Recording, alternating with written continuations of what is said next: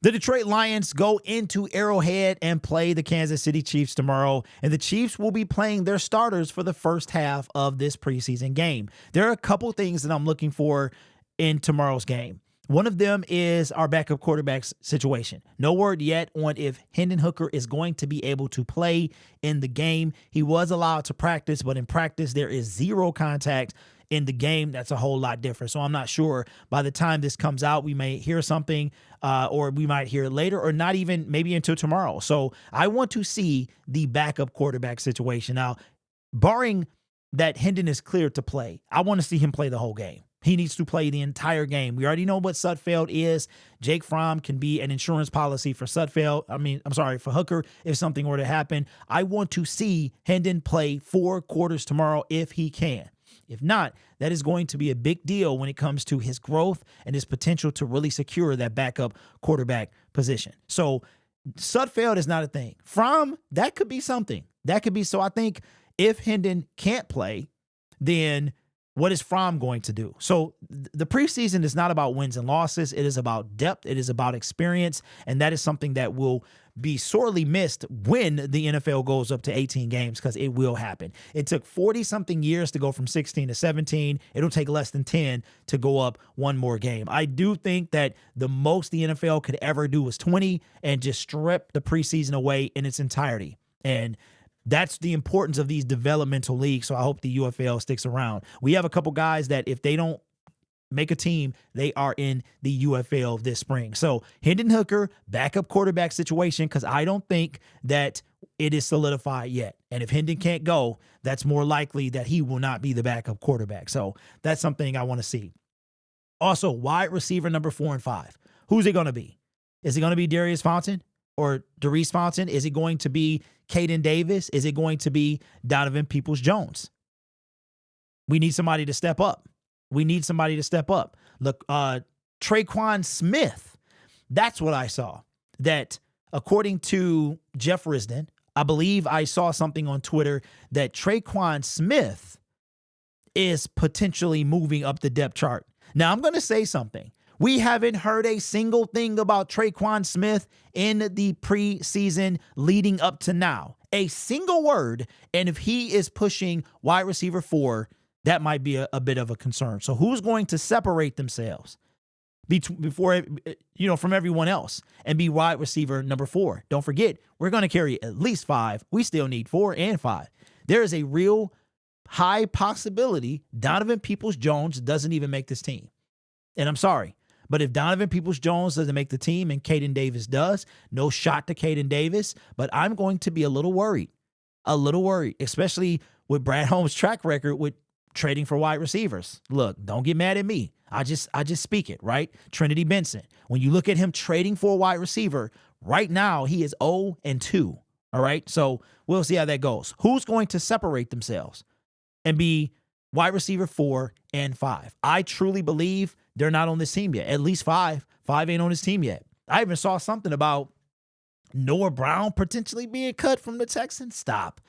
I could see Mechie being cut before Noah Brown. But we'll see. But I feel like there's going to be a guy that comes from the Texans. And don't forget, I was one of the first people to talk about Robert Woods. Another thing I want to see is how is the Kansas City, since Andy Reid is going to play his starters the first half, how are our depth backup pieces going to look against Patrick Mahomes, Travis Kelce, Chris Jones? How are the backup pieces going to look? I said this yesterday in the live stream.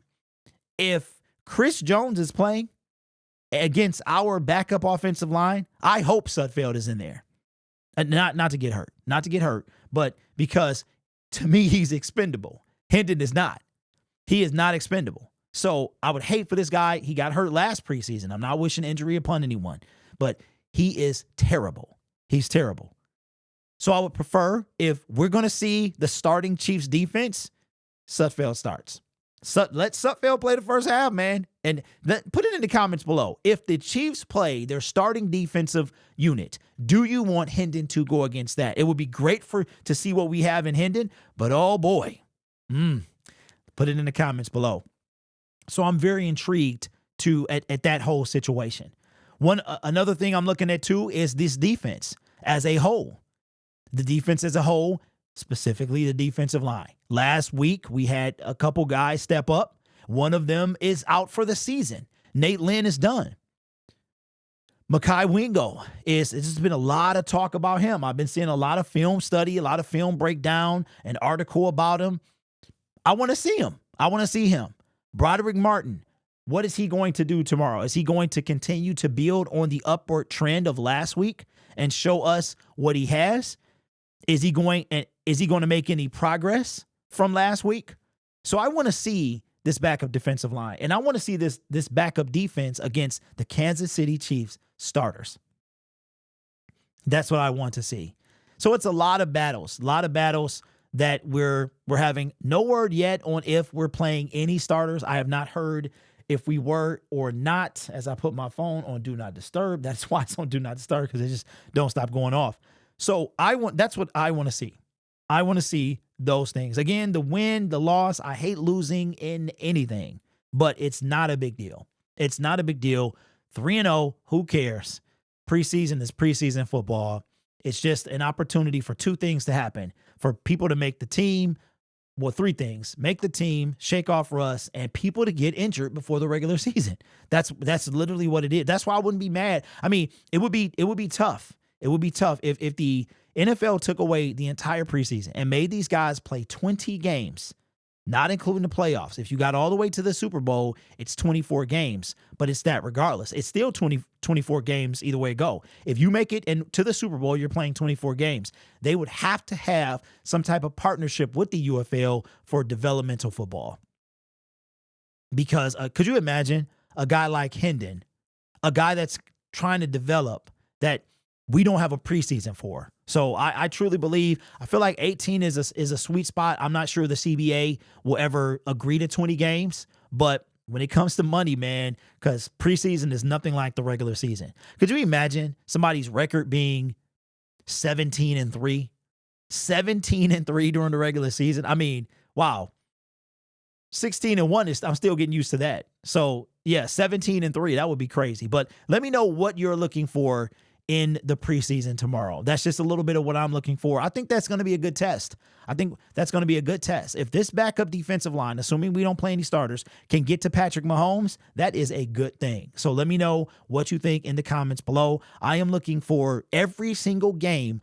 I will be zooming in on the defensive line, whoever's out there. So let me know your thoughts down in the comments below. Consider subscribing to the YouTube channel as well. On a push to get to 22,000, man, before the month is out. And I will be at the last preseason game. So after tomorrow, we will be live streaming that game. After tomorrow, you won't see me streaming live again until week 2 of the regular season. I will be at the Rams game and also the last preseason game next Saturday. So let me know your thoughts down below. You guys are awesome. Take care of yourself and each other. And as always, go Lions.